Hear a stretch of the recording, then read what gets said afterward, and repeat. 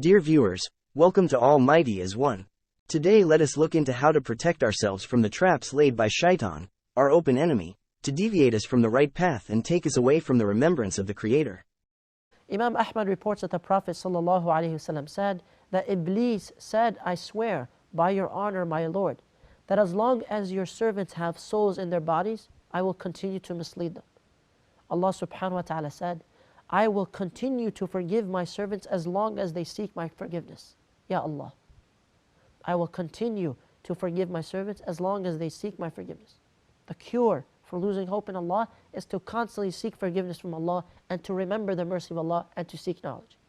So do these things and ask Allah subhanahu wa ta'ala to protect you from the traps and the whispers of Shaitan. Now we've talked extensively about the traps of Shaitan. How do we protect ourselves from the Shaitan? How do you protect yourself? We'll mention at least 9 or 10 different things, inshallah. Number 1, increase your iman, increase your faith in Allah subhanahu wa ta'ala. Increase your faith in Allah, do a lot of good deeds.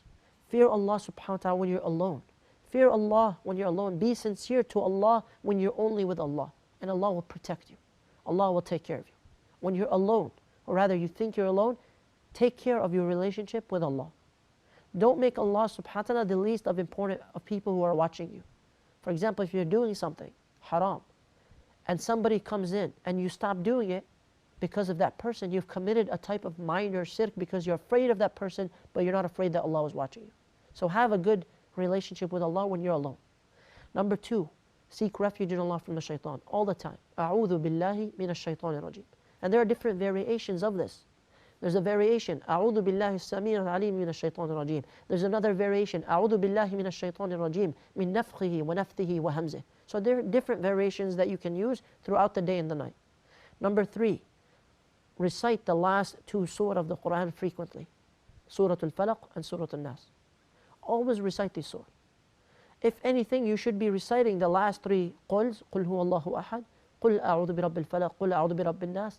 You should be reciting these after the 5 prayers. You should be reciting these before you sleep, and you should be reciting these 3 surah after the Fajr prayer in the morning, Adhkar al-Sabah and Adhkar al-Masa in the evening.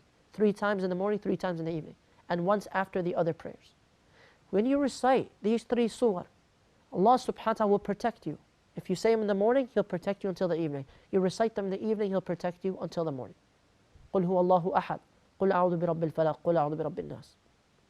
And my dear brothers and sisters, if you do not understand what you're reciting, try to understand the meanings behind the surah and the tafsir as well. This will help give you more khushu', more iman when you recite these three surah, so the shield will be stronger. Number 4 is to recite Ayatul Kursi, the powerful shield, the most powerful ayah in the Quran. When you recite it, focus on it, understand its meaning, have ikhlas, have khushu' while you recite. Ayatul Kursi, when you recite it in the morning, you're protected until the evening. From the evening, you're protected till the morning. When you recite it after the 5 obligatory prayers, you're guaranteed Jannah. You recite Ayatul Kursi after the 5 prayers, after Salatul Fajr, and Al-Dhuhr, and Al-Asr, Al-Maghrib, and Al-Isha, and Allah subhanahu wa ta'ala will guarantee you Jannah. The Prophet ﷺ said, whoever recites Ayatul Kursi after the written prayers, these 5 prayers, nothing will stop them from entering Jannah except death. Meaning you have to go through death to reach paradise. It's a guarantee. So Ayatul Kursi is a shield for you. There are many stories and incidents, even in our times, even from people that we know, who when they're dealing with the devils or somebody who's possessed or something, وَلَيَعْذُ بِاللَّهِ, that's evil, they would recite Ayatul Kursi and it would be a powerful shield. A very powerful shield. Number 5, as a protection against Shaitan, is Surah Al-Baqarah in general. So we mentioned Ayatul Kursi, now we're mentioning all of Surah Al-Baqarah in general. So the Prophet ﷺ said, do not make your houses like the graveyards. Do not make your houses like the graveyards, for the Shaitan runs away from a house in which Surah Al-Baqarah is recited. And this is reported by Imam Muslim. So have Surah Al-Baqarah recited in your house, at least every 3 days. In a house in which Surah Al-Baqarah is recited, Shaitan cannot enter for at least 3 days. And if you're not able to recite it for some reason, at least play the audio file of Surah Al-Baqarah. Have MP3 or something playing so Surah Al-Baqarah is recited throughout your house, continuously. So Surah Al-Baqarah is a shield. Number 6, the last 2 verses of Surah Al-Baqarah. آمَنَ الرَّسُولُ, until the end of the surah. these two verses are some of the most amazing ayat in the Quran. And the Prophet ﷺ said, whoever recites these last two ayat, the last two verses of Al-Baqarah at night, it will suffice him. It will suffice him. Meaning it will protect you the entire night. Some scholars say it will give you the reward of praying the entire night. Some scholars say the angels will come down and protect you from the shayateen throughout the night. The last two verses of Surah Al-Baqarah. Furthermore, At-Tirmidhi reports that the Prophet ﷺ, when he revealed these two surah, there was a light that was shining from the throne of Allah subhanahu wa ta'ala all over. And when they are recited for 3 nights, no shaitan will remain in that house. No shaitan will remain in that house.